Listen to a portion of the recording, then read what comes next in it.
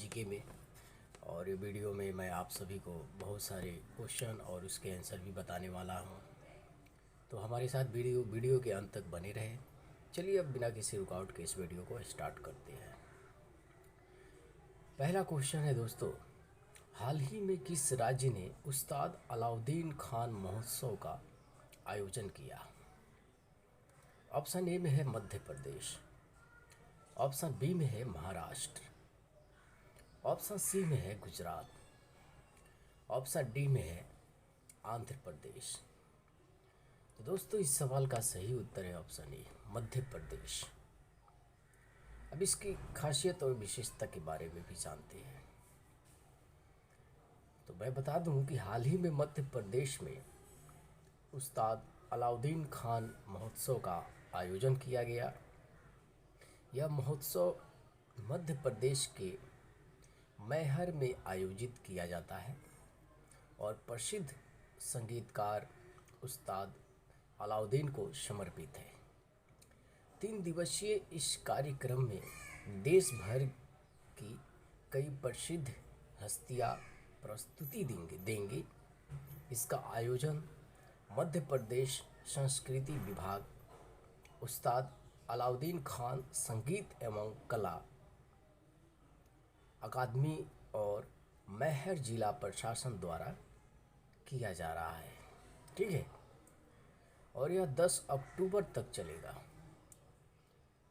संगीत जगत की एक प्रमुख हस्ती थे खान साहब, जिन्होंने मध्य प्रदेश की संगीत परंपरा को बढ़ावा देने और युवा पीढ़ी को जोड़ने के उनके प्रयासों के लिए जाना जाता है।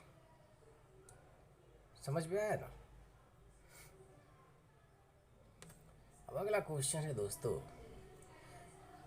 जो जेसोरेश्वरी मंदिर जो खबरों में था, किस देश में स्थित है? ऑप्शन ए में है भूटान,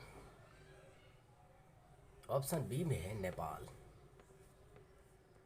ऑप्शन सी में है बांग्लादेश, ऑप्शन डी में है म्यांमार।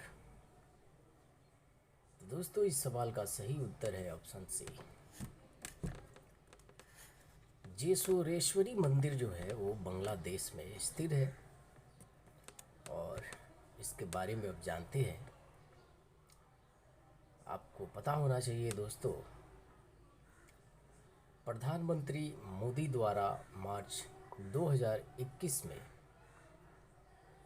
बांग्लादेश के जेसोरेश्वरी मंदिर में भेंट किया गया एक चांदी का मुकुट दुर्गा पूजा के दौरान चोरी हो गया।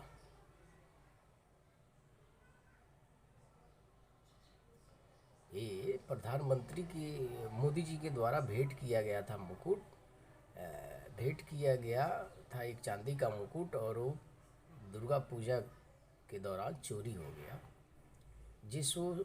जेसोरेश्वरी मंदिर भारत और पड़ोसी देश में स्थित 51 शक्ति पीठों में से एक है।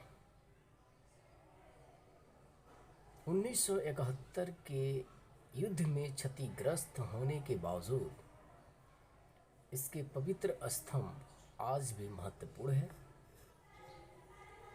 ऐसा माना जाता है कि देवी की अभय मुद्रा वाली हथेली में अपार आध्यात्मिक शक्ति समाहित है, जो आशीर्वाद पाने के लिए भक्तों को आकर्षित करती है।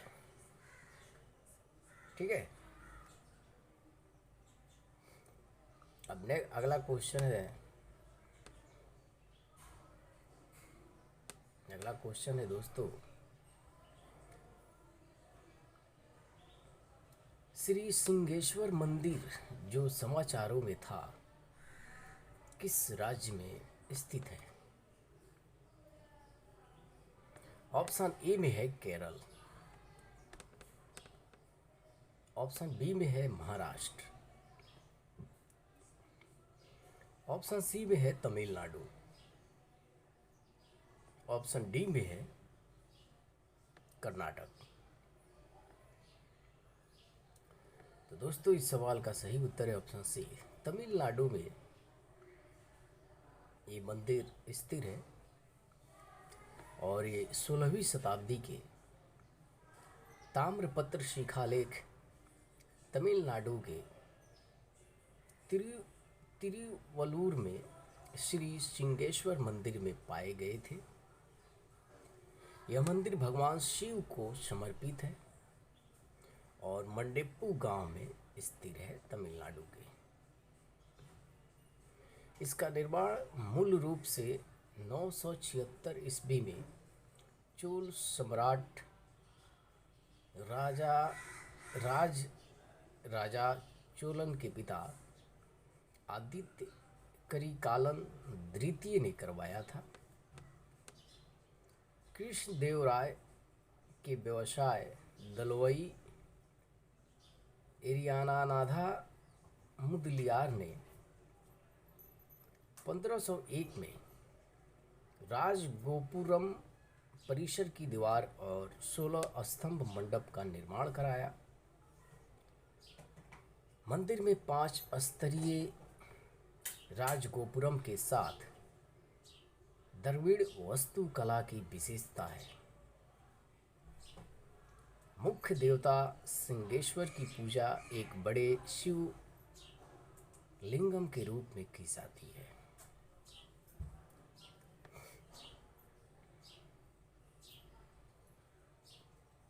अगला क्वेश्चन है, सिंहाचलम मंदिर जो खबरों में था वो किस राज्य में स्थित है? ऑप्शन ए में है ओडिशा, ऑप्शन बी में है आंध्र प्रदेश, ऑप्शन सी में है कर्नाटक, ऑप्शन डी में है महाराष्ट्र। दोस्तों इस सवाल का सही उत्तर है ऑप्शन बी, आंध्र प्रदेश में सिंहाचलम मंदिर स्थित है। और भारतीय पुरातत्व सर्वेक्षण SSI के अभिलेख विधि को हाल ही में 13वीं शताब्दी के सिंहाचलम मंदिर में भगवान हनुमान की मूर्ति के ऊपर एक तेलुगी शिलालेख मिला है। सिंहाचलम मंदिर जिसे वराह लक्ष्मी नरसिंह मंदिर भी कहा जाता है,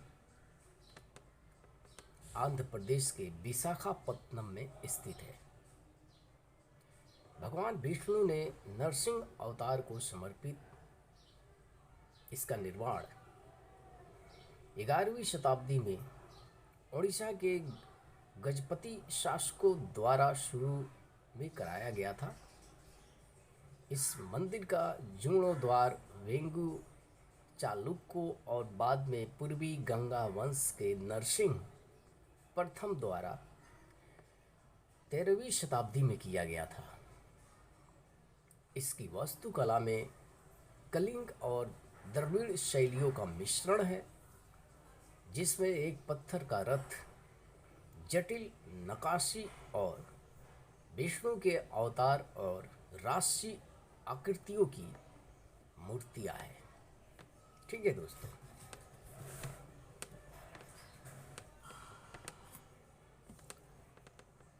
नेक्स्ट क्वेश्चन है,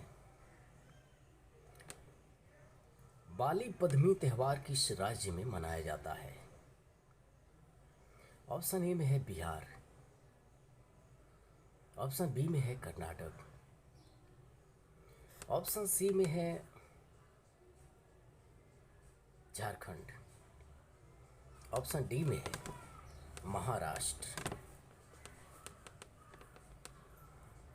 तो दोस्तों इस सवाल का सही उत्तर है ऑप्शन बी, कर्नाटक में बाली पद्मी त्यौहार मनाया जाता है। और कर्नाटक में आज दिवाली के चौथे दिन बलि पद्मी उत्सव मनाया जा रहा है। यह उत्सव असुर राजा बलि चक्रवर्ती के सम्मान में मनाया जाता है, जो भगवान विष्णु के वरदान के अनुसार पृथ्वी पर आते हैं। बलि पद्मी से पहले गंगा माता, नरक चतुर्दशी और लक्ष्मी पूजा की जाती है। मंदिरों में रंग बिरंगी रंगोली से सजाया जाता है और रात में हजारों दीप जलाए जाते हैं।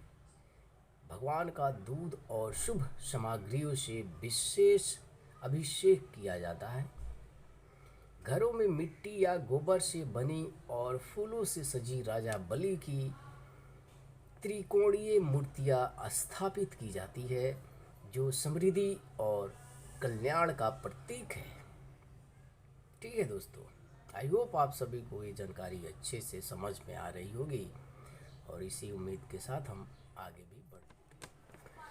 अगला क्वेश्चन है दोस्तों, निंगोल चकबोकोबा त्यौहार किस राज्य में मनाया जाता है? ऑप्शन ए में है मणिपुर, ऑप्शन बी में है असम,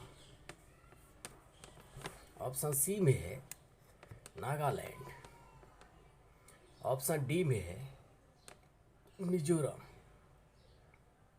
तो फ्रेंड्स, इस सवाल का सही उत्तर है ऑप्शन ए, मणिपुर में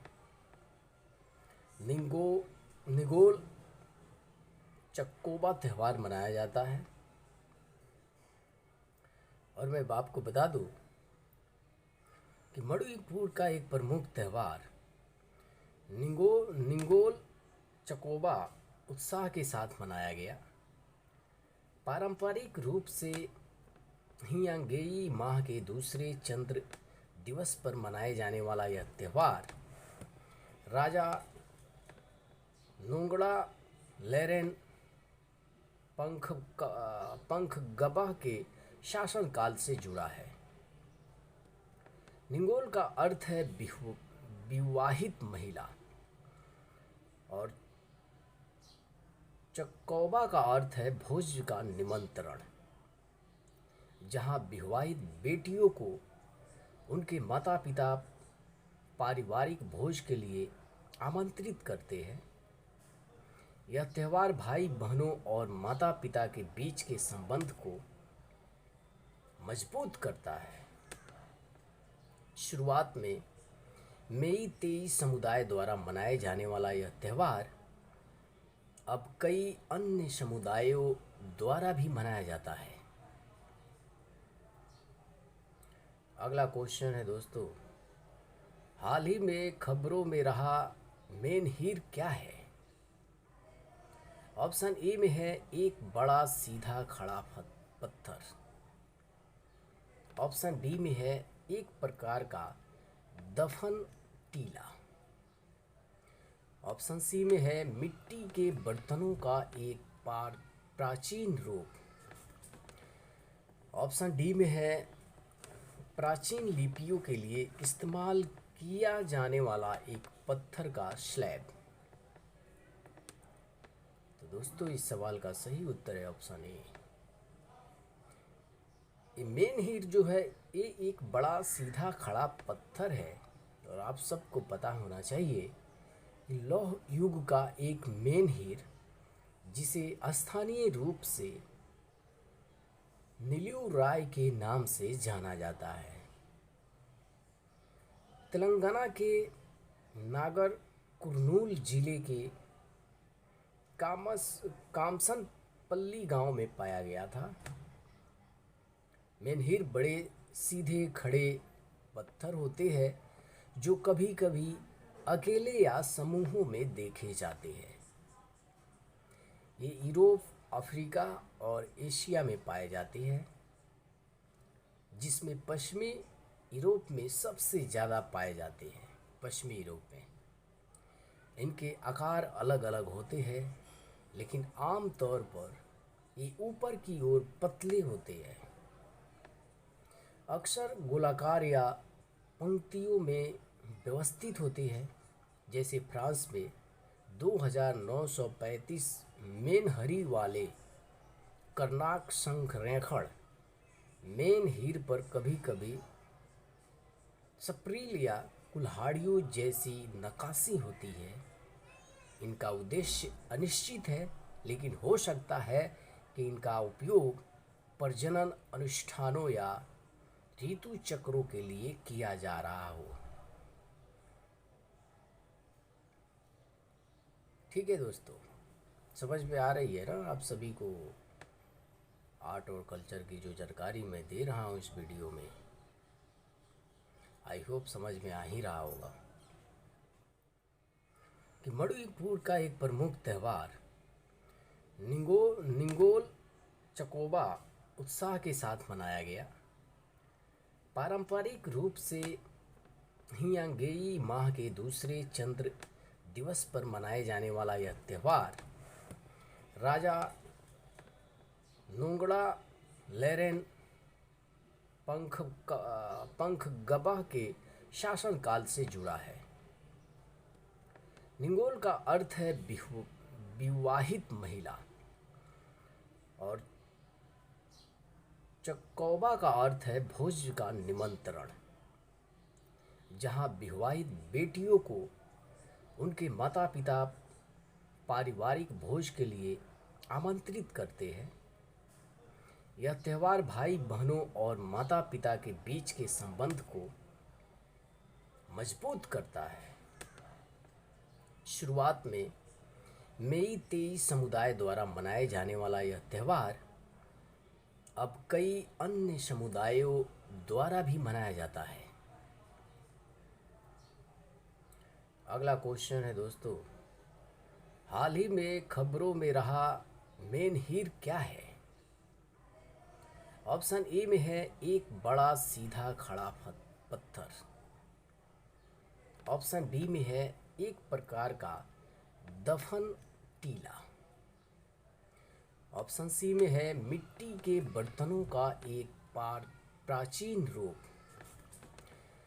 ऑप्शन डी में है प्राचीन लिपियों के लिए इस्तेमाल किया जाने वाला एक पत्थर का स्लैब। तो दोस्तों इस सवाल का सही उत्तर है ऑप्शन ए। मेनहीर जो है ये एक बड़ा सीधा खड़ा पत्थर है और आप सबको पता होना चाहिए कि लौह युग का एक मेनहीर जिसे स्थानीय रूप से नीलूराय के नाम से जाना जाता है, तेलंगाना के नागर कुर्नूल जिले के कामसनपल्ली गांव में पाया गया था। मेनहीर बड़े सीधे खड़े पत्थर होते हैं जो कभी कभी अकेले या समूहों में देखे जाते हैं। ये यूरोप, अफ्रीका और एशिया में पाए जाते हैं, जिसमें पश्चिमी यूरोप में सबसे ज़्यादा पाए जाते हैं। पश्चिमी यूरोप में इनके आकार अलग अलग होते हैं, लेकिन आम तौर पर ये ऊपर की ओर पतले होते हैं, अक्सर गोलाकार या पंक्तियों में व्यवस्थित होते हैं। जैसे फ्रांस में 2935 मेनहरी वाले कर्नाक संरेखण मेनहीर पर कभी कभी स्प्रिल या कुल्हाड़ियों जैसी नक्काशी होती है। इनका उद्देश्य अनिश्चित है, लेकिन हो सकता है कि इनका उपयोग प्रजनन अनुष्ठानों या ऋतु चक्रों के लिए किया जा रहा है। नेक्स्ट क्वेश्चन है दोस्तों, हाल ही में पहला बोडोलैंड महोत्सव कहाँ उद्घाटन किया गया? ऑप्शन ए में है हैदराबाद।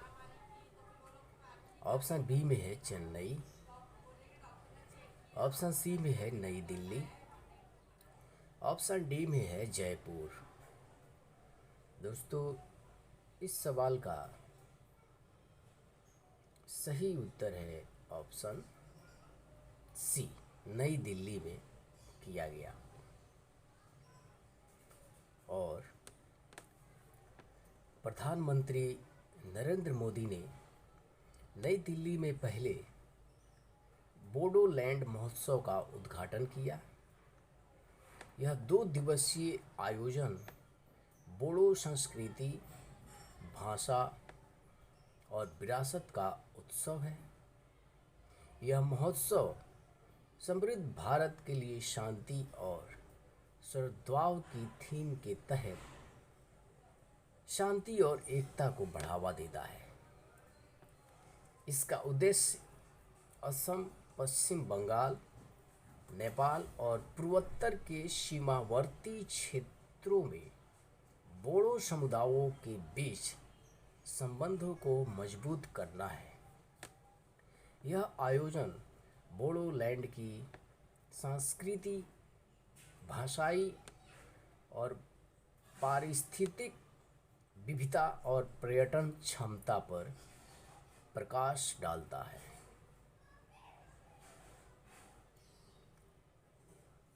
नेक्स्ट क्वेश्चन है दोस्तों, इस वीडियो का ये आखिरी क्वेश्चन होगा, इसके बाद हम नेक्स्ट पार्ट लेकर आएंगे। क्वेश्चन ये है कि हॉर्नबिल उत्सव किस राज्य में मनाया जाता है? ऑप्शन ए में है नागालैंड, ऑप्शन बी में है मणिपुर, ऑप्शन सी में है उड़ीसा, ऑप्शन डी में है असम। तो दोस्तों ये हॉर्नबिल उत्सव नागालैंड में मनाया जाता है और नागालैंड में 25वें हॉर्नबिल महोत्सव के लिए जापान आधिकारिक भागीदार देश होगा। ठीक है, यह महोत्सव प्रति वर्ष 1 से 10 दिसंबर तक आयोजित किया जाता है, जिसमें संगीत 10 दिन का होता है, जिसमें संगीत, नृत्य, कला और स्थानीय खेलों के माध्यम से नागालैंड की संस्कृति का प्रदर्शन किया जाता है। 2000 में शुरू हुआ इस महोत्सव का उद्देश्य राज्य की संस्कृति को बढ़ावा देना है, अंतर जनजातीय मेल जोल को प्रोत्साहित करना और नागा विरासत का संरक्षण करना है।